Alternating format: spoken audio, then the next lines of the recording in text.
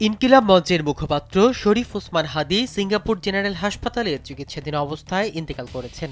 তার মৃত্যুতে দেশের রাজনৈতিক অঙ্গন ও সংগঠনটির নেতাকর্মীদের মধ্যে নেমে এসেছে গভীর শোকের ছায়া। পারিবারিক সংশ্লিষ্ট সূত্রে জানা গেছে, শুক্রবার তার মরদেহ সিঙ্গাপুর থেকে ঢাকায় আনা হবে এবং শনিবার জানাজা শেষে দাফন সম্পন্ন করা হবে।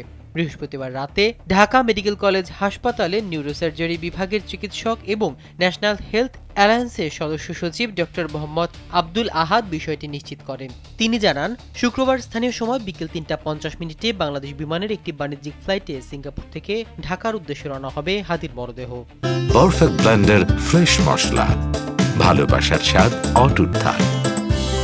ঢাকার হযরত শাহজালাল আন্তর্জাতিক বিমানবন্দরে ফ্লাইটটির সম্ভাব্য অবতরণের সময় সন্ধ্যা ৬টা ৫ মিনিট। পরিবারের পক্ষ থেকে জানানো হয়েছে, মরদেহ দেশে পৌঁছানোর পর প্রয়োজনীয় আনুষ্ঠানিকতা শেষে শনিবার জানাজা অনুষ্ঠিত হবে।